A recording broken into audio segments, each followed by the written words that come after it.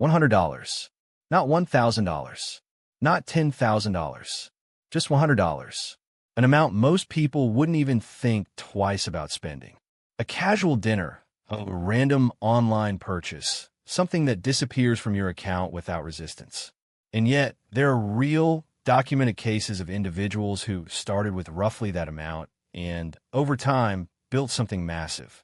Not overnight, not through luck, not through a viral moment, but through a process. In this video, we're going to break down that process, what it actually looks like, why most people never follow it, and the exact points where people either move forward or fall apart. Because this isn't about hype. It's about understanding a system that, if followed correctly, can completely change how you see money. When people here start with $100, their first reaction is almost always the same. That's too small to matter. And honestly, that reaction makes sense. We've been conditioned to believe that results come from large starting points, that serious outcomes require serious capital. But here's what most people miss. Starting capital isn't meant to create wealth instantly. It's meant to prove something. It proves whether your strategy actually works. It proves whether you can follow rules under pressure. And most importantly, it proves whether you can control yourself when real money is on the line. Because trading with $100 isn't a smaller version of real trading, it is real trading. The same principles apply. The same emotions show up. The same mistakes happen.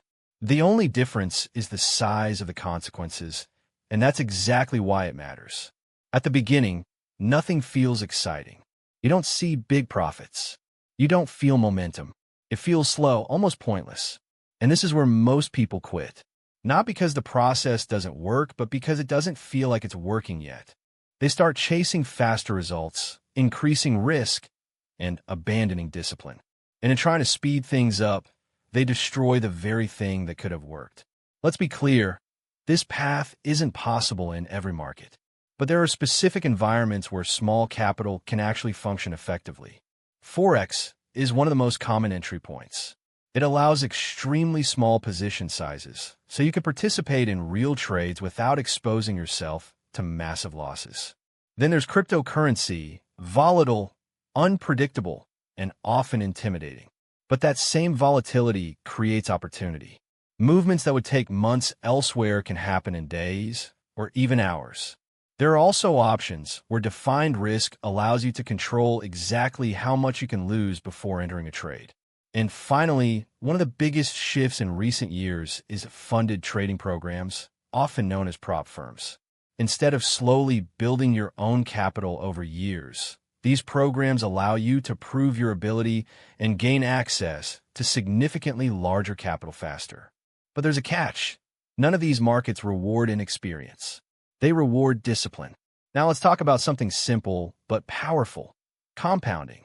Not extreme gains, not unrealistic returns, just consistent percentages over time. At the beginning, it feels insignificant. You might make $10, then $15, then $20, and it feels like nothing. But that's because you're focusing on the result, not the rate. Let me give you a real example. Start with $100. Aim for 5% per week. That's $5. Reinvest it. Next week, 5% on $105 is $5.25. After 10 weeks, you have $163. After 20 weeks, $265. After 50 weeks of consistent 5%, your $100 becomes over $1,100. That's compounding. The first months feel useless. The last months feel like magic, but only if you stay in. What matters is consistency. Because over time, something interesting happens. The curve changes. What once felt flat starts to rise. Slow progress turns into visible growth, and eventually momentum builds. But here's the part nobody likes. It takes time. There's a long period where effort feels disconnected from reward, and that's exactly why most people never reach the point where it becomes meaningful. If someone successfully grows a small account, it almost always comes down to a few core principles. First, risk control. This is non-negotiable. Every decision revolves around protecting your capital, not maximizing gains but limiting downside. Because if you stay in the game long enough, opportunities will come. But if you lose everything early, the game is over. Second, a real strategy. Not something you saw once online or something that just feels right. A strategy backed by data, tested over time, and proven across many trades. Without that, you're not operating with an edge. You're just hoping. Third, emotional stability. Losses are part of the process. There will be periods where nothing works, where every decision feels wrong, and doubt starts creeping in. Most people react emotionally. They change their system, take unnecessary risks, and try to fix everything instantly. But the people who last don't react. They just carefully stay within their framework and keep executing. Fourth, tracking and improvement. Every trade creates data. Every decision tells a story. And if you're not tracking that, you're missing the feedback that leads to growth. Patterns become visible, mistakes become clear, and over time, decisions become sharper. Now here's where things get interesting. Today, there's a way to accelerate this process, not by skipping steps, but by scaling faster once you're ready. Funded accounts. Instead of building your account slowly over years, you can demonstrate your ability and gain access to significantly larger capital. But this doesn't remove the need for skill. In fact, it demands it. The rules are stricter, expectations are higher, and discipline becomes even more important. It's not an escape from the process. It's a test of whether you've truly mastered it. Let's be honest. Most people don't make it through this journey, not because the system doesn't work, but because of where they break. The first break happens early, when progress feels slow, results feel meaningless, and patience runs out. The second happens during losses, when confidence disappears and emotions take over. And the third happens after success, when small wins turn into overconfidence and discipline starts to fade.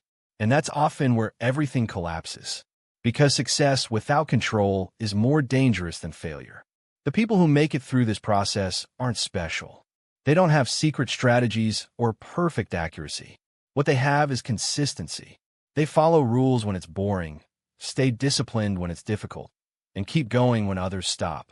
They understand one simple idea: protect what you have, improve what you do, and give time the chance to work. So the real question isn't, is $100 enough? Because under the right conditions, it can be. The real question is, can you stay consistent long enough to let it grow? Because the process is there.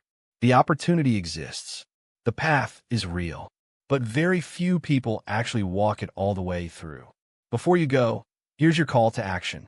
Tell me in the comments, which of the 3 breakpoints hits you the hardest?